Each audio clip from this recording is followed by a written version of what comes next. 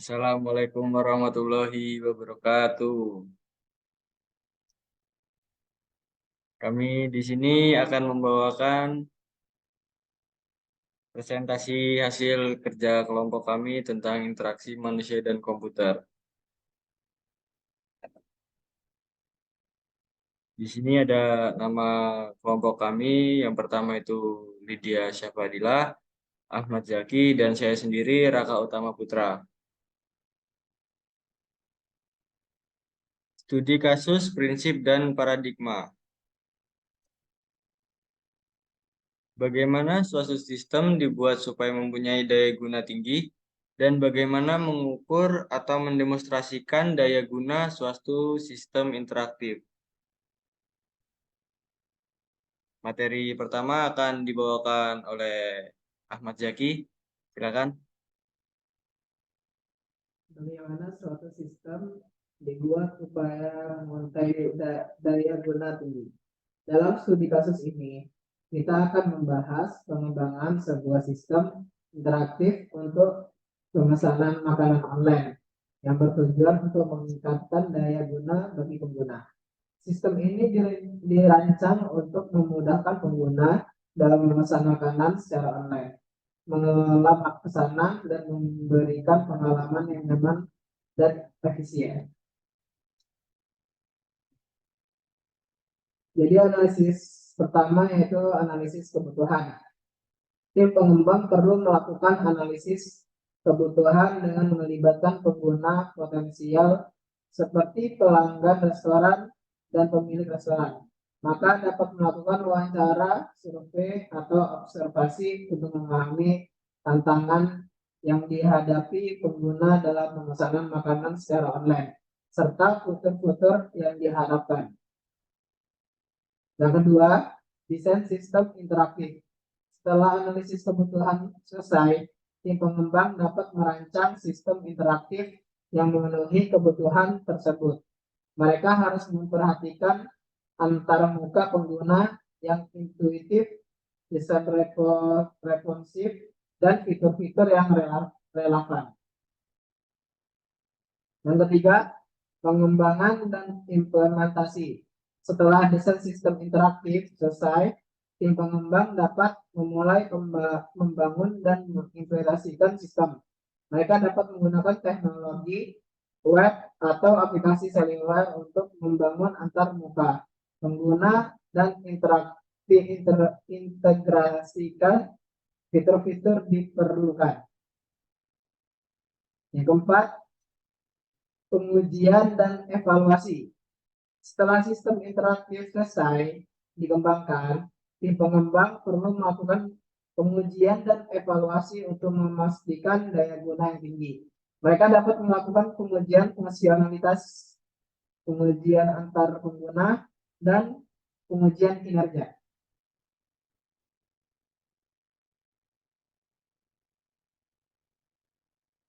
Materi kedua akan dibawakan oleh Saudara Lydia. Silakan. Yang kedua, bagaimana mengukur atau mendemonstrasikan daya guna suatu sistem interaktif.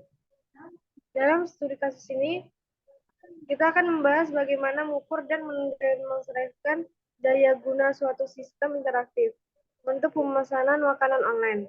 Sistem ini dirancang untuk memudahkan pengguna dalam memesan makanan secara online, mengelola pesanan, dan memberikan pengalaman yang nyaman dan efisien.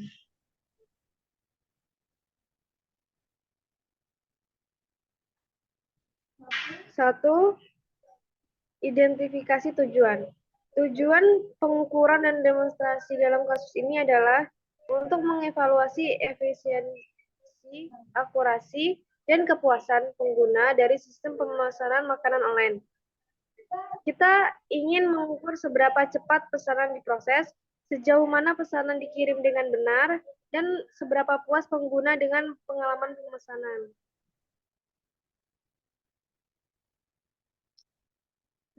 Kedua, definisikan metrik. Pilih metrik yang sesuai untuk mengukur efisiensi, akurasi, dan kepuasan pengguna. Contoh metrik yang dapat digunakan termasuk waktu rata-rata pemrosesan pesanan, tingkat kesalahan dalam pengiriman pesanan, tingkat keberhasilan dalam menyelesaikan pembayaran, dan skala penilaian kepuasan pengguna. Ketiga, desain pengujian. Rancang skenario pengujian yang mencerminkan situasi nyata dalam pemesanan makanan online. Pertimbangkan berbagai jenis pesanan, perubahan pesanan, dan tantangan yang mungkin dihadapi oleh pengguna. Gunakan variasi skenario untuk menguji kemampuan sistem dalam mengolah pesanan yang kompleks. Keempat, kumpulkan data. Lakukan pengujian dengan melibatkan pengguna yang mewakili target pengguna sistem pemesanan makanan online. Catat data yang relevan sesuai dengan metrik yang telah ditentukan. Misalnya, catat waktu pemrosesan pemesanan, keberhasilan dalam pengiriman pesanan yang akurat, dan tanggapan pengguna terhadap pengalaman pemesanan. Kelima, analisis dan interpretasi. Analisis data yang dikumpulkan dan interpretasikan hasilnya sesuai dengan metrik yang telah ditentukan. Evaluasi efisiensi sistem berdasarkan waktu pemrosesan pesanan, dan akurasi pengiriman. Baiklah, akan dilanjutkan oleh saya. Umpan balik pengguna. Berikan umpan balik kepada tim pengembang atau pemangku kepentingan lainnya berdasarkan hasil pengukuran. Sampaikan temuan dan rekomendasi yang dapat membantu meningkatkan efisiensi, akurasi, dan kepuasan pengguna. Jika ada aspek yang perlu ditingkatkan, berikan saran yang spesifik. Literasi dan peningkatan. Berdasarkan umpan balik pengguna, lakukan iterasi dan perbaikan pada chatbot. Terapkan perubahan yang diperlukan untuk meningkatkan efisiensi dan kepuasan pengguna. Lakukan pengujian lanjutan untuk memvalidasi perubahan dan memastikan peningkatan daya guna yang diharapkan. Uji lanjutan. Setelah melakukan perbaikan dan perubahan, ulangi proses pengujian untuk memvalidasi. Sekian dari kelompok kami. Apabila ada salah kata, kami mohon maaf. Kami akhiri. Assalamualaikum warahmatullahi wabarakatuh.